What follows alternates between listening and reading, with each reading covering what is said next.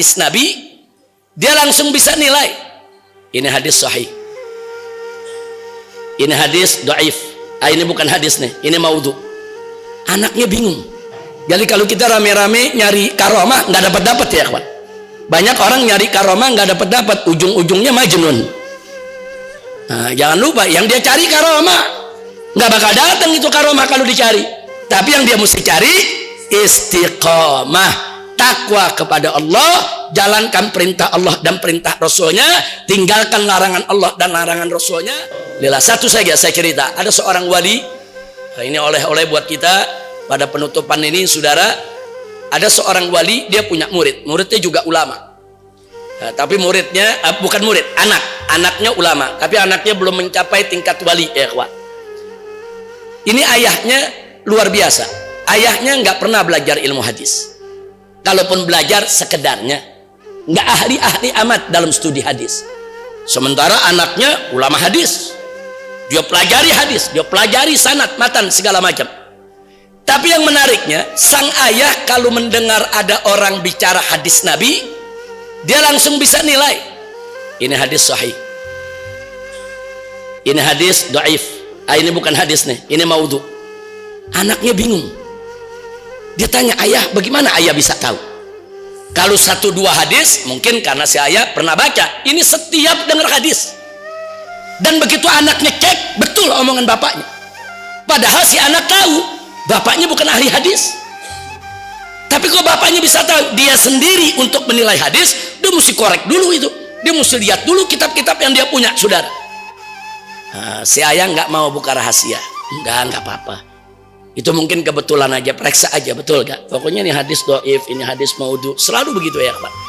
Singkat cerita, begitu sang ayah sedang sakaratul maut, ingin meninggal dunia, sang anak penasaran masih nanya, ayah kasih tahu dong, kenapa kau bisa tahu hadis ini sahih, yang ini enggak?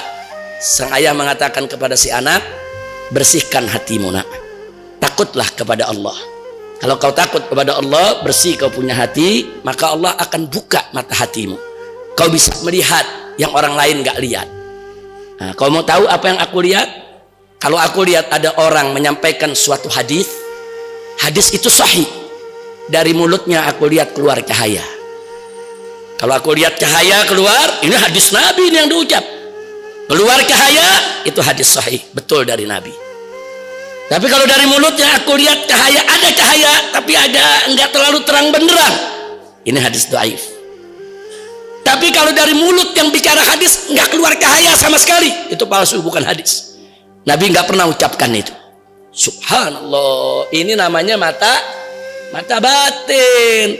Mata batin begini enggak bisa dipelajarin di pesantren, enggak bisa di majelis taklim, enggak bisa ya kawan. Mata batin ini anugerah Allah. Allah menganugerahkan kepada hambanya mata batin yang cemerlang karena dia bertakwa istiqomah di jalan Allah. Maka itu pesan para ulama ahli sufi, kun taliban al istiqamah fala takun taliban al karamah fa innal karamata ta'ti bil istiqamah. Apakah pesan para ulama sufi saudara? Mereka mengatakan, jadilah engkau sebagai orang yang mencari istiqamah. Jangan kau menjadi orang yang mencari karamah. Kenapa? Karena sesungguhnya karamah akan datang melalui istiqamah. Jadi kalau kita rame-rame nyari karamah nggak dapat ya kawan. Banyak orang nyari karamah nggak dapat, ujung-ujungnya majnun. Nah, jangan lupa yang dia cari karamah nggak bakal datang itu karamah kalau dicari. Tapi yang dia mesti cari istiqamah, takwa kepada Allah, jalankan perintah Allah dan perintah Rasulnya, tinggalkan larangan Allah dan larangan Rasulnya, ikhlas karena Allah, bersihkan hati kita dari sifat-sifat tercela, terbuka mata hati kita, disitulah Allah akan berikan pemandangan keindahan alam batin, insya Allah. Nah itu saja yang saya mau sampaikan di sini ya kawan. Sekali lagi, carilah istiqomah, jangan cari karomah. Karena orang kalau udah istiqomah, karomah datang sendiri ya kawan. Insya Allah itu saja. Terima kasih atas semua perhatian.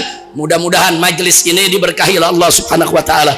Hari ini ditutup sementara karena akan menyambut bulan yang mulia, yaitu bulan Ramadan. Insya Allah nanti setelah Ramadan akan dibuka kembali, dan insya Allah nanti kita bisa jumpa kembali. Yang penting amanat saya buat diri saya dan buat yang lain, majelis taklimnya boleh dihentikan sementara, tapi zikirnya nggak boleh kita berhenti seumur hidup kita. Insya Allah. Rabbana atina fid dunya hasanah wa fil akhirati hasanah wa qina adzabannar. Wa sallallahu ala sayyidina Muhammadin nabiyil ummi wa ala alihi wa sahbihi wa sallam walhamdulillahi rabbil alamin. Hadani Allah wa iyyakum ila siratil mustaqim. Wassalamualaikum warahmatullahi wabarakatuh.